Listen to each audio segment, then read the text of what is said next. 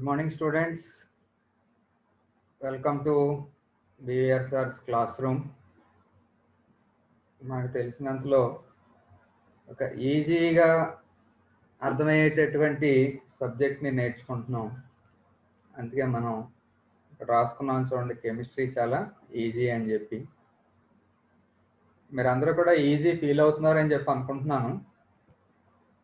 ఏమైనా కొంచెం అన్ఈజీగా ఉంటే మొత్తం సిలబస్ అంతా అయిపోయేటప్పటికి ఈ మాట మీతో అనిపిస్తాను, చాలా ఈజీగా ఉంది అని చెప్పి. ఒకవేళ ఎవరన్నా కాదు కెమిస్ట్రీ ఈజీ ఏంటి అని చెప్పి అన్నారనుకోండి, వాళ్ళు రమ్మనండి, మన క్లాస్ రూమ్లో కూర్చోబెట్టండి, తీసుకొచ్చితే అప్పుడు ఈజీయా కష్టమా అర్థమైందా లేదా అని చెప్పి చూద్దాం మనం. అప్పుడు డెఫినెట్గా అర్థం అవుతుంది అని చెప్పి నా ఉద్దేశం. బీవీఎస్ఆర్స్ క్లాస్ రూమ్ మీ అందరికీ కూడా స్వాగతం. ఎలక్ట్రోకెమిస్ట్రీ చెప్పుకుంటున్నాం, electrochemistry 1. And this electrochemistry chapter 1 is meant for second BSc students like you who are preparing for semester 4 examinations. The slides will be in English medium, but the explanation will be in Telugu and English for the benefit of the students. ఇవాళ మనం ఈ electrochemistry chapter 1లో part 3 అవుతుంది. ఈ conductance సంబంధించి కొన్ని important theories ఉంటాయి, ఆ theories గురించి మాట్లాడుకుంటున్నాం మనం. నేను ఆల్రెడీ ఒక థియరీ గురించి స్టార్ట్ చెప్పుకున్నాం, కోల్రాష్ లా అని చెప్పి. అక్కడ నుంచి అలా కంటిన్యూ చేద్దాం. I'm B Venkatrao, I'm from the department of chemistry, government degree college, Ramachandrapuram. So already చాలా వీడియోస్ మీరు అందరూ నాకు చూశారు కాబట్టి అలవాటు పడ్డారు. ఫిజికల్ కెమిస్ట్రీ చాలా చెప్పుకున్నాం మనం. సో దాన్ని మనం ఇవాళ కంటిన్యూ చేసుకోవడానికి ట్రై చేద్దాం. లాస్ట్ క్లాస్ కోల్రాష్ లాతో స్టార్ట్ చేసాం. Kohlrausch law very very important for the examination point of వ్యూలో అని చెప్పి అనుకున్నాం. ఒరిజినల్గా కూడా ఎలక్ట్రోకెమిస్ట్రీలో Kohlrausch law plays very important role. సింపుల్గా అనిపించవచ్చు, కానీ చాలా ఇంపార్టెంట్ రోల్ ఉంటుంది అని చెప్పి గుర్తుంచుకోండి. ఇంకా ఎగ్జామినేషన్ పాయింట్ ఆఫ్ వ్యూలో అంటే మస్ట్ రీడ్, మీరు కంపల్సరీగా బాగా ప్రాక్టీస్ చేయాలి. What is this Kohlrausch law? It states that the equivalent conductance of an electrolyte at infinite dilution is the sum of the equivalent conductivities of anion and cation. So equivalent conductance of an electrolyte will be the sum of equivalent conductance of anion and cation చెప్పి ఒక simple statement గా చెప్పారు. So అదే ఏమవుతుంది, lambda infinity will be equal to lambda A plus lambda B అని చెప్పి చెప్పుకున్నాం. Already previous క్లాస్లో ఈ విషయాలు డిస్కస్ చేసాం. Lambda infinity is equivalent conductivity at infinite dilution. Lambda A అంటేనేమో equivalent conductivity of anion, lambda B అంటే equivalent conductivity of cation. So ఆ విషయాలు ఆల్రెడీ డిస్కస్ చేసాం. ఒకసారి జస్ట్ రివిజన్. ఎందుకు రివిజన్ చేస్తున్నారంటే దీని నుంచి మనం కంటిన్యూ చేయవలసి ఉంటుంది కాబట్టి ఒకసారి జస్ట్ స్టడీ చేసి అక్కడ నుంచి కంటిన్యూ చేద్దాం.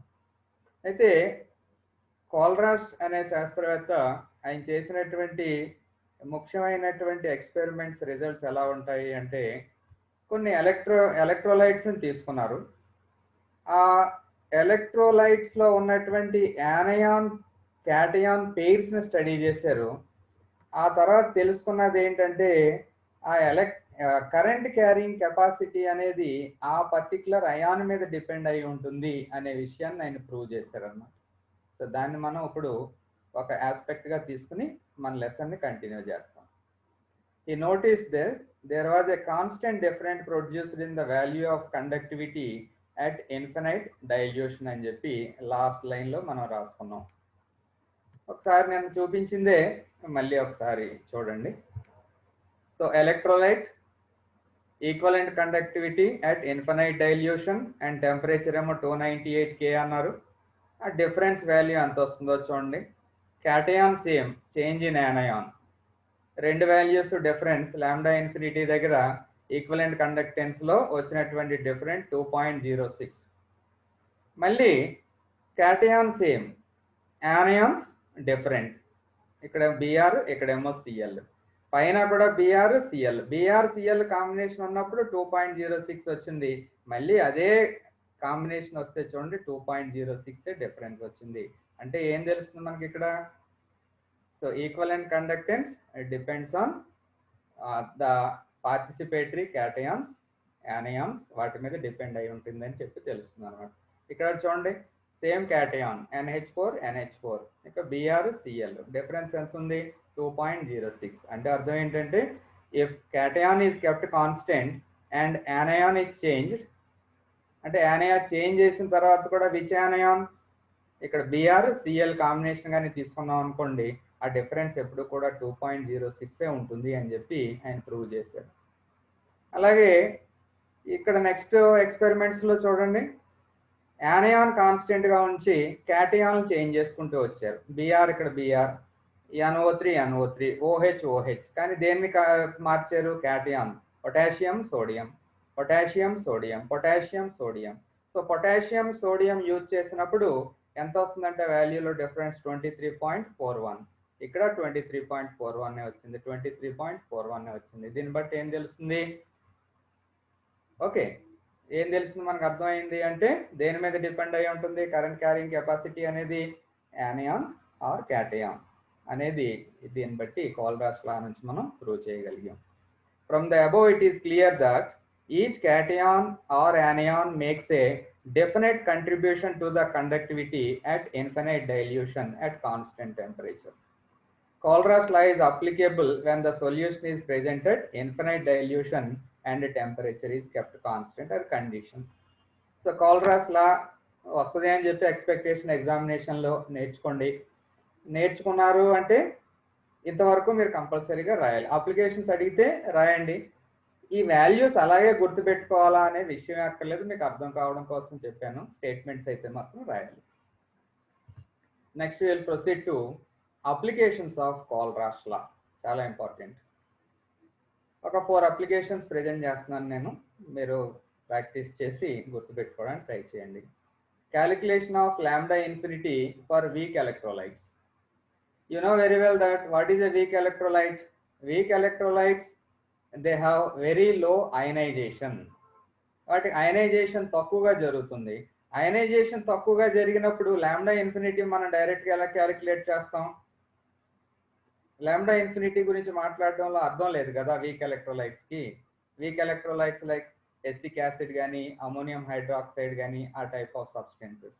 అందు గురించి ఏం చేస్తామంటే we make use of this Kohlrausch law and indirectly calculate lambda infinity for weak electrolytes. That is one very good application of Kohlrausch law. Okay, ఎందుకు ఈ పరిస్థితి వచ్చింది? ఎందుకంటే దాని యొక్క డిసోసియేషన్ తక్కువగా ఉంటుంది కాబట్టి మనం కంప్లీట్ డిసోసియేషన్ అవుతుంది అనే వాల్యూ మనం క్యాలిక్యులేట్ చేయలేం. So weak electrolytes have very low ionisation in solution. This can be calculated from Kohlrausch law indirectly. Indirectly అనేది అలాగా నేను నేర్పిస్తాను. For this, select the strong electrolytes in which anion and cation of the weak electrolyte is present.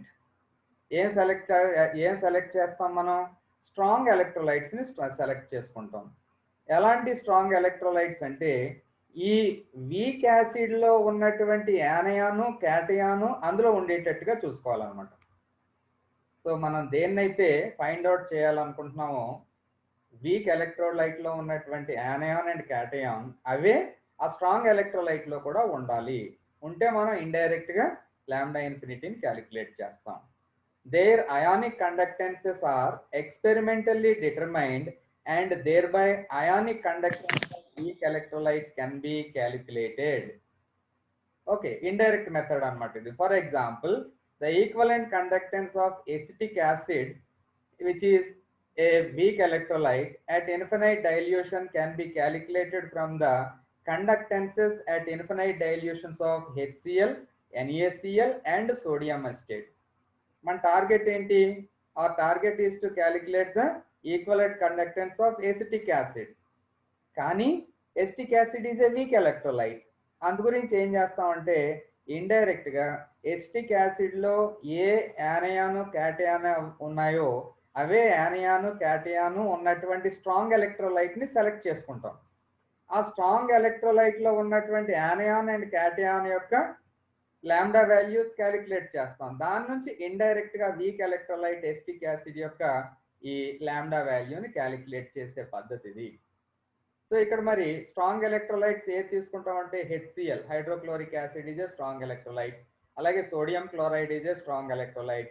Sodium acetate is a strong electrolyte. వీటిలో ఏమున్నాయి? Week ఎలక్ట్రోలైట్లో ఉన్నటువంటి ఈ anion and cation అంటే CH3COO minus అలాగే ఈ H+, ఆ యానియాన్ అండ్ క్యాటియాన్ వీటిలో ఉన్నాయి. ఇండైరెక్ట్గా మనం లాంబ్డా ఇన్ఫినిటీ క్యాలిక్యులేట్ చేస్తాం. చూద్దాం రండి. ఫ్రమ్ కాల్రాస్ లా చూడండి, ముందు lambda infinity of HCl, of course ఇది రివర్సిబుల్ ఎర్రర్స్ అంటే మామూలుగా రాసుకున్నాం అనుకోండి, ఈజ్ ఈక్వల్ టు ఏమవుద్ది? Lambda of H+ plus lambda of Cl minus, Kohlrausch law ప్రకారంగా అన్నమాట. So equivalent conductance of this one plus this one will be equal to this one అని చెప్పి స్టేట్మెంట్ కదా అయింది. సో స్ట్రాంగ్ ఎలక్ట్రోలైట్ తీసుకున్నాం. తర్వాత lambda infinity of NaCl calculate చేస్తాం. అలాగే ఆ అయాన్స్ చూస్తాం, lambda Na plus plus lambda Cl minus, దాన్ని సెకండ్ స్టేట్మెంట్ కింద పెట్టుకోండి. మూడోది చూద్దాం, lambda infinity CH3COO minus CH3COO Na gives rise to lambda CH3COO minus plus lambda Na plus. So వీటన్నిటికి ఏమొచ్చాయి? మనకి వాల్యూస్ వచ్చేసాయి. ఏ వాల్యూస్? ఈక్వలెంట్ కండక్టెన్స్ వాల్యూస్ వచ్చాయి. ఇవన్నీ స్ట్రాంగ్. కానీ మన ఉద్దేశం ఏంటి? దేనికి క్యాలిక్యులేట్ చేయాలి? CH3COOH క్యాలిక్యులేట్ చేయాలి. ఇండైరెక్ట్గా క్యాలిక్యులేట్ చేస్తాం. ఎలాగా చూడండి. So to get the required equation 1 and 2 be added. ఏం చేయాలి? 1 and 3ని యాడ్ చేసి అందులో 2ని సబ్స్ట్రాక్ట్ చేశారనుకోండి, ఏమొస్తుందో చూద్దాం. ఇగో lambda infinity HCl plus lambda infinity CH3CONA minus lambda infinity NaCl. అంటే 1, 3 యాడ్ చేసాం, దాంట్లో నుంచి 2 తీసేస్తున్నాం. అప్పుడు ఏమొస్తుంది? లాంబ్డా ఇన్ఫినిటీ CH3COOH మిగిలింది. అంతేనండి. అలాగే రైట్ సైడ్ చూద్దాం ఏముందో. Lambda infinity H plus lambda infinity Cl minus plus lambda infinity CH3COO minus plus lambda infinity Na plus minus lambda infinity Na plus minus lambda infinity Cl minus. దీన్ని solve చేస్తే మనకి lambda infinity of CH3COOH వచ్చేసింది. So ఏం చేసాం మనం? Week electrolyte యొక్క value కట్టాలి, equivalent కండక్టెన్స్ని కట్టలేం కాబట్టి అందులో ఉన్నటువంటి అయాన్సే ఉన్న స్ట్రాంగ్ ఎలక్ట్రోలైట్ సెలెక్ట్ చేసుకున్నాం. సెలెక్ట్ చేసుకుని వాటి యొక్క అందులో ఉన్నటువంటి స్పీసీస్ అన్నిటికి కూడా ఈక్వలెంట్ కండక్టెన్స్ కట్టాం. సో మ్యాథమెటికల్గా సెట్ చేసి ఫైనల్గా మనకు కావాల్సినటువంటి lambda infinity value of CH3COOH వచ్చేటట్టు చేసాం. That is a very good application for the calculation of equivalent conductance of weak acid or weak electrolyte. Okay. అలాగే calculation of degree of dissociation of alpha. Degree of dissociation లేదా degree of ionization ఆల్ఫాతో సూచిస్తాం.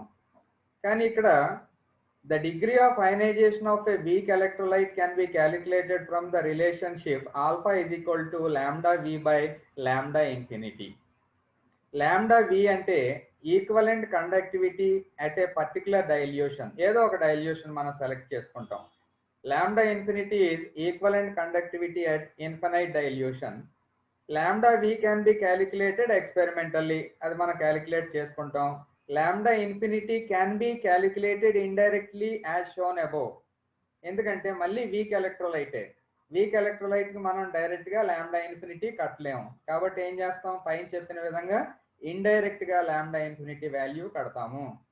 కట్టిన తర్వాత by substituting these values degree of dissociation can be calculated. ఏ ఫార్ములాలో substitute చేస్తాం? Lambda alpha is equal to lambda V by lambda infinity. ఆ values అందులో substitute చేసుకుంటే degree of dissociation of weak electrolyte can be found out.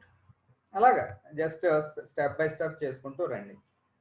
Similarly calculation of ionic product of water. Water is a weak electrolyte, అందరికీ తెలిసినటువంటి విషయమే. It dissociates to a very small extent, చాలా తక్కువ dissociate అవుతుంది. Ionic product of వాటర్ని KW తో సూచిస్తారని మీరు ఇంటర్మీడియట్లో చదివారు. What is that KW ionic product అంటే however small may be the dissociation, H2O dissociates to give H plus and OH minus ions. Okay, the product of the molar concentrations of H plus ion concentration and OH minus concentration at a particular temperature is called as ionic product of water, which is a constant. ఇక్కడ 25 degrees C దగ్గర తీసుకున్నాం అనుకోండి, KW value 1 × 10⁻⁻14 వస్తుంది. Okay, ionic product of water అది practical మనకు తెలుసు, కానీ దాన్ని క్యాలిక్యులేట్ చేయాలి అంటే ఈ కండక్టివిటీ మెజర్మెంట్స్ నుంచి చేయొచ్చు బై యూజింగ్ కాల్రాష్ లా అని చెప్పి చెప్పుకుంటున్నాం అనమాట. The numerical value of ionic product of water can be calculated from conductivity measurements. So దాన్ని ప్రూవ్ చేయడం కోసం ఈ రకంగా కాల్రాష్ లా అప్లికేబిలిటీ ఉపయోగించి మనం చేయొచ్చు అని చెప్పి ఇక్కడ వచ్చేటటువంటి meaning, ionic product of water calculate చేయడం.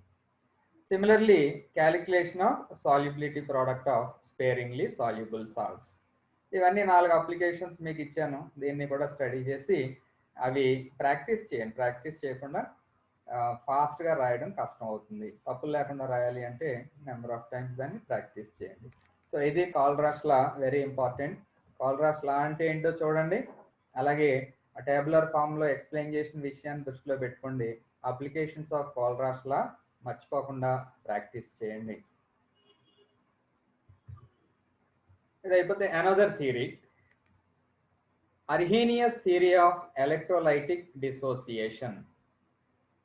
యాక్చువల్గా ఇది very beginning theory, Arrhenius theory అనేది.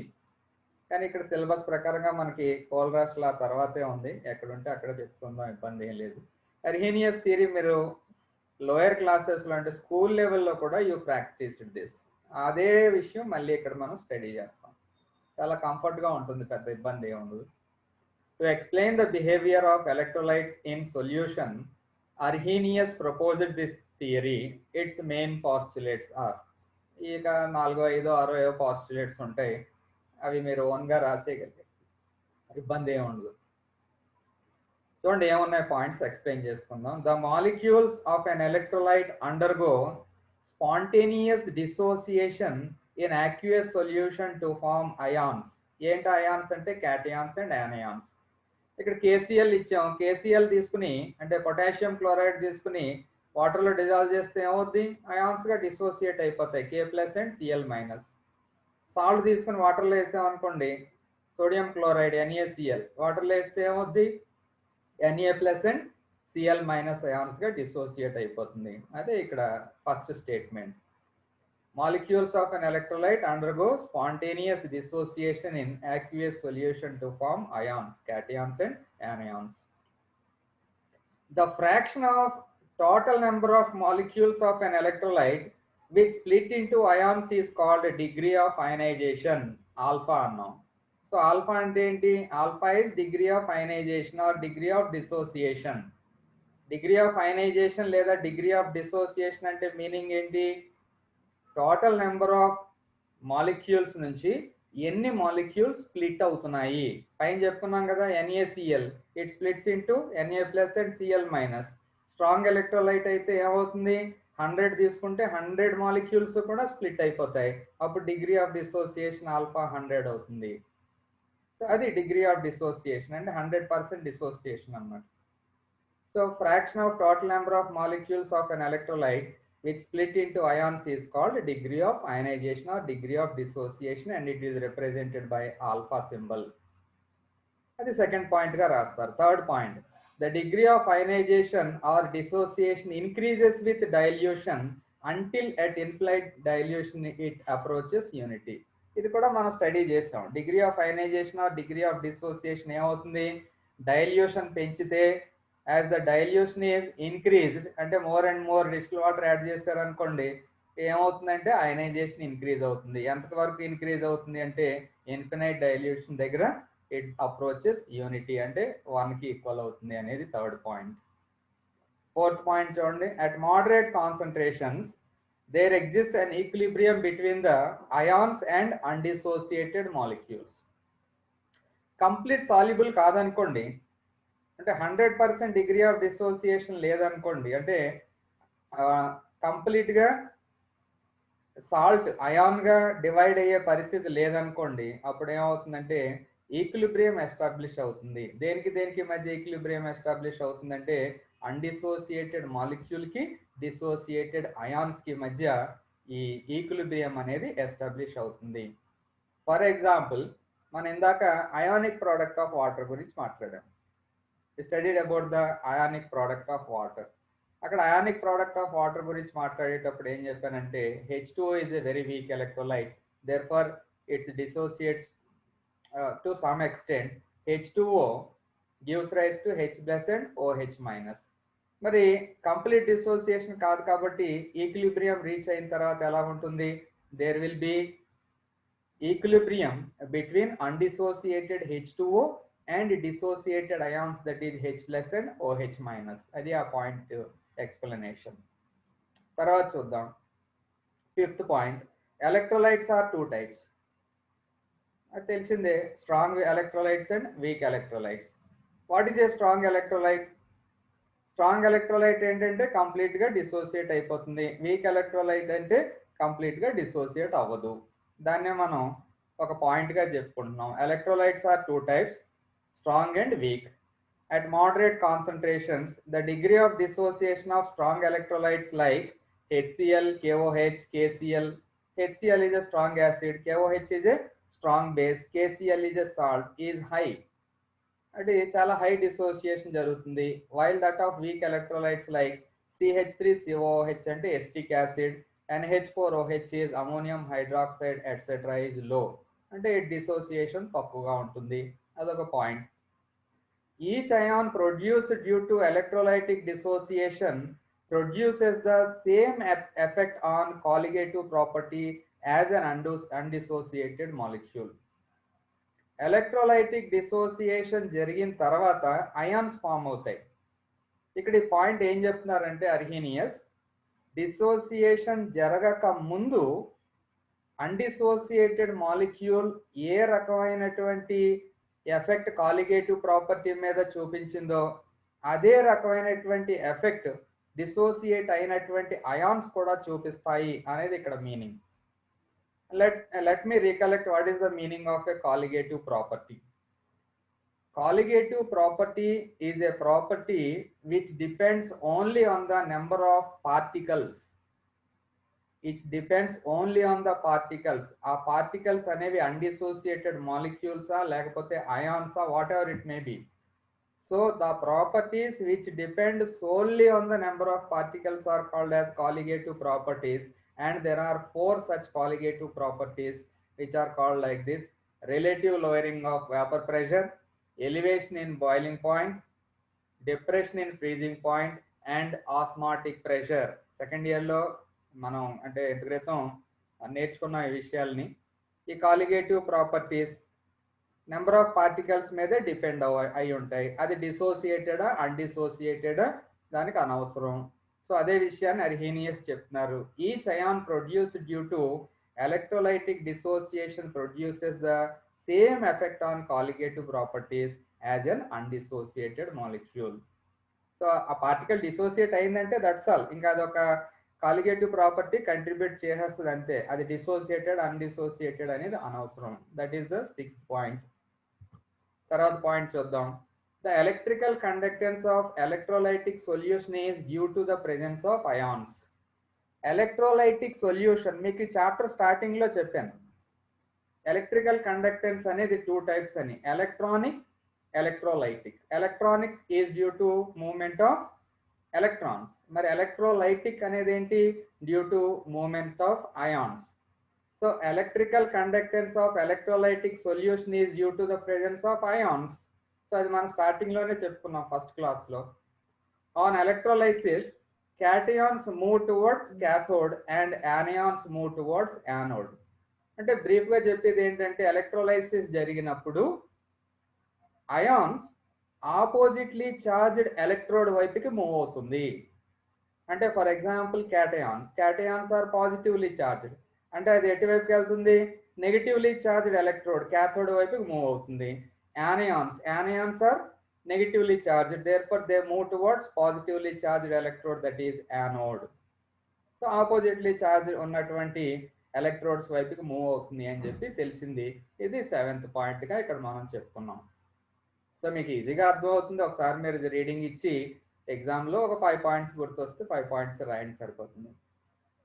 దీనికి లిమిటేషన్స్ అడిగారు అనుకోండి, లిమిటేషన్స్ చాలానే ఉన్నాయి. This theory is applicable to week electrolytes. Okay, what is the major limitation of this theory? It is applicable to weak electrolytes. It cannot explain the aspects which are concerned with strong electrolytes.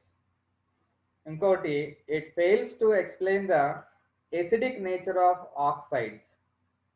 It fails to explain the acidic nature of oxides like carbon dioxide, sulfur dioxide, sulfur trioxide, etc. Carbon dioxide is acidic oxide. మీరు ఒప్పుకోవాలి, దానికి already మీరు చాలా study చేశారు దీని మీద. కాబట్టి ఎందుకు ఇది ఎసిడిక్ ఆక్సైడ్ అవుతుందంటే, when carbon dioxide is dissolved in water, CO2 plus H2O, మీ దగ్గర పేపర్ పెన్ ఉంటే రాయండి, CO2 plus H2O gives rise to H2CO3. H2CO3 దాన్ని మనం కార్బోనిక్ యాసిడ్ అని చెప్పి అంటాం. సో దేని నుంచి వచ్చింది H2CO3 అనేది? CO2 when dissolved in water. కాబట్టి CO2 is called as anhydride of H2CO3. Since CO2 is the anhydride of H2CO3, H2CO3 is acidic in nature, therefore CO2 will be also acidic oxide. Similarly SO2 in water dissolve చేస్తే ఏమవుతుంది? H2SO3. H2SO3 is, what is H2SO3? H2SO3 is sulfurous acid. Similarly SO3 in water లో dissolve చేస్తే sulfuric acid వస్తుంది. కాబట్టి they are called as acidic oxides. Similarly, basic nature of metal oxides like Na2O, CaO, NH3 etc. cannot be explained by Arrhenius theory. Na2O in water లో dissolve చేస్తే ఏమొస్తుంది? NaOH వస్తుంది. Therefore Na2 is called as anhydride of basic substance, that is NaOH. CaO plus H2O gives rise to CaOH twice. NH3 plus H2O gives rise to NH4OH, again a basic substance. Okay, ఈ రకంగా మనం limitations చెప్పుకుంటాం. Arrhenius theory assumes that ionic mobilities do not vary with concentration of solution, which is not found to be correct. మనం already ఈ కోల్రాస్ లా ఇవి చెప్పుకున్నప్పుడు చెప్పుకున్నాం. Ionic mobility అనేది దేని మీద ఆధారపడి ఉంటుందంటే కాన్సన్ట్రేషన్ మీద ఆధారపడి ఉంటుంది అని చెప్పుకున్నాం ఆల్రెడీ. ఓకే, అర్హీనియస్ థియరీకి సంబంధించినటువంటి విషయాలు అవి. అలాగే తర్వాతది అనదర్ ఇంపార్టెంట్ థియరీ, ఇది కంపారిటివ్గా ఇంపార్టెంట్ అనే చెప్పుకోవచ్చు, ఆస్ట్వాల్డ్స్ డైల్యూషన్ లా. ఇది కూడా ఈజీగా మనకి అర్థమయ్యేలా చెప్పుకుందాం. Ostwald dilution law for a weak electrolyte, again this is also applicable to weak electrolyte only. There exists a dynamic equilibrium between the ions and undissociated molecule. Weak electrolyte కాబట్టి 100% dissociation అవ్వదు. 100% dissociation అవ్వదు కాబట్టి undissociated molecules ఉంటాయి సొల్యూషన్లో, దాని ions కూడా ఉంటాయి. కాబట్టి equilibrium establish అయిన తర్వాత ఈ రెండాటికి ఒక డైనమిక్ ఈక్విలిబ్రియం అనేది ఉంటుంది. దేనికి? అన్డిసోసియేటెడ్ మాలిక్యూల్ కి దాని యొక్క అయాన్స్ కి మధ్య. దీన్ని మనం అర్హీనియస్ థియరీ నుంచి తీసుకొచ్చుకున్నాం అని చెప్పి చెప్పుకుంటాం. మళ్ళీ అదే స్టేట్మెంట్ ఒకసారి రిపీట్ చేస్తున్నాను. For a weak electrolyte there exist a dynamic equilibrium between the ions and undissociated molecules. Ostwald applied the law of chemical equilibrium to such systems and arrived at the Ostwald dilution law. ఒక binary electrolyte ని తీసుకుందాం. Binary electrolyte అంటే రెండే species ఉన్నవి, AB, ఏమో cation, బిఏమో anion. అప్పుడు A B reversible arrows gives rise to A++ B-. ఆ రకంగా డిసోసియేట్ అవుతుంది. రివర్సిబుల్ యారోస్ ఎందుకు నోట్ చేసామంటే it is a weak electrolyte, 100% dissociation అవ్వదు. దానికి ఈక్విలిబ్రియం కాన్స్టెంట్ K రాయండి. Basing on the law of mass action, K is equal to molar concentration of A+ into molar concentration of B- divided by molar concentration of undissociated AB. దాని first statement కింద note చేసుకోండి. Okay, K is equal to ఈ రకమైనటువంటి formula వస్తుంది. This is based on law of mass action where K is the dissociation constant. అది గుర్తుపెట్టుకోండి ఆ formula. ఇది 1 మోల్ తీసుకున్నప్పుడు ఈ రకమైనటువంటి వాల్యూ వచ్చింది. అలా కాకుండా 1 మోల్ సబ్స్టెన్స్ తీసుకున్నా కానీ V లీటర్స్ అంటే వాల్యూమ్ చేంజ్ చేసాం అనుకుందాం. వాల్యూమ్ చేంజ్ చేస్తే ఏ రకంగా ఇది చేంజ్ అవుతుందో చూద్దాం. If 1 mole of this electrolyte AB is taken in V liters of solution, then let the degree of dissociation be alpha. So ఇది weak electrolyte కాబట్టి we speak in terms of degree of dissociation alpha. So initial concentration ఏం తీసుకున్నామో చూడండి. AB ఇనీషియల్గా 1 mole. ఇనీషియల్గా A+ ఏమో 0 ఉంటుంది, B minus కూడా 0 ఉంటుంది. అంటే ఇంకా డిసోసియేషన్ స్టార్ట్ అవ్వలేదు. At equilibrium, what will be the concentration of AB? 1 minus alpha, because alpha is degree of dissociation. ఎంత డిసోసియేట్ అవుతుంది అనేది చెప్తుంది కాబట్టి 1 mole లోంచి ఆ డిసోసియేట్ అయిందాన్ని తీసేస్తాం, 1 minus alpha. సో అప్పుడు A+ అయాన్ ఎన్ని ఉంటాయి? ఆల్ఫా నెంబర్ ఉంటాయి. B- అయాన్స్ ఎన్ని ఉంటాయి?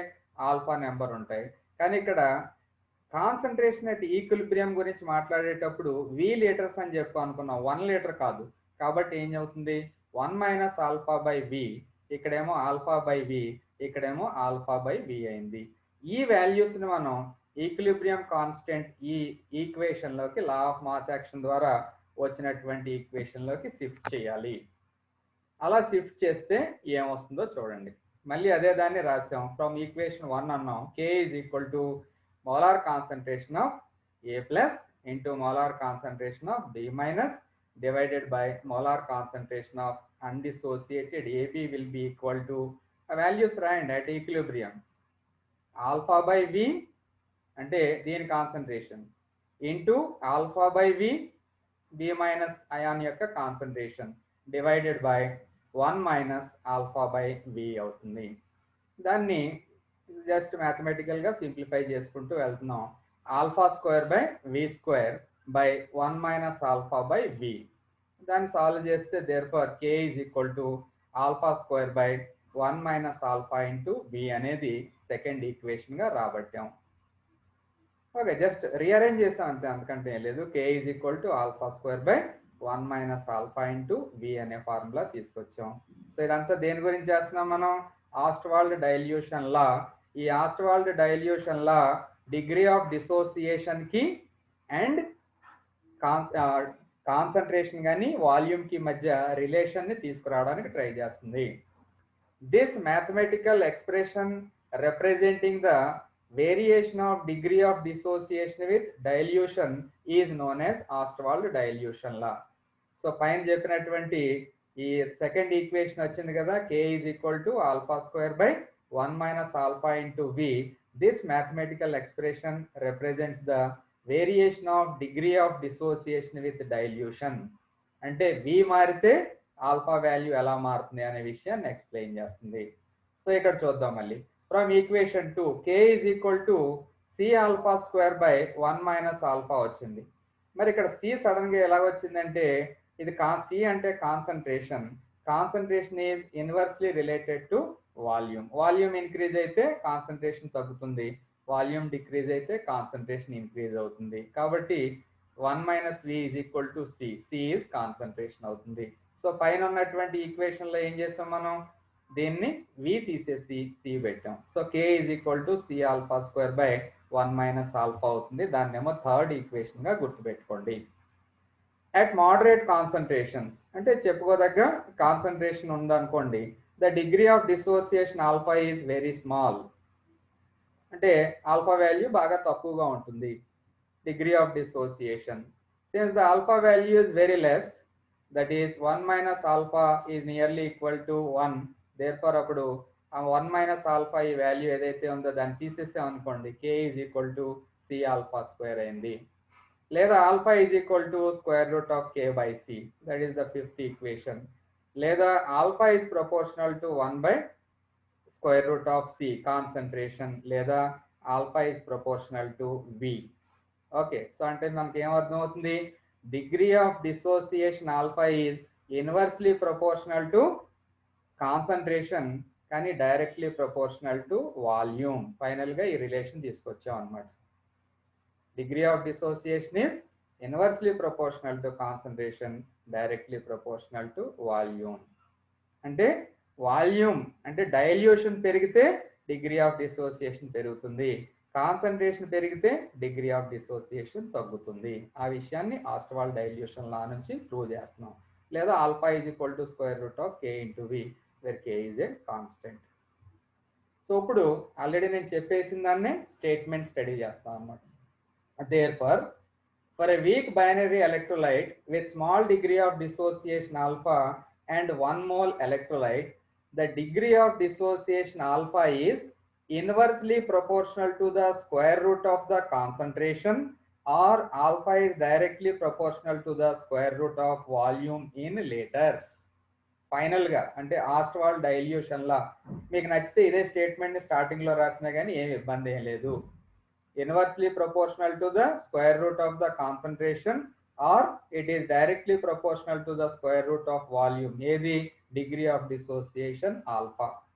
Limitations. This law is valid only for weak electrolytes. మళ్ళీ same story. The value of K does not come out to be constant for strong electrolytes like HCl, KOH, KCl, etc. Indirectly, Ostwald dilution law is very much valid to study this weak electrolytes ఉన్నటువంటి substance ని study చేయడానికి, అలాగే dilute solutions ని study చేయడానికి బాగా ఉపయోగపడుతుంది. So ఇవాళ 3 important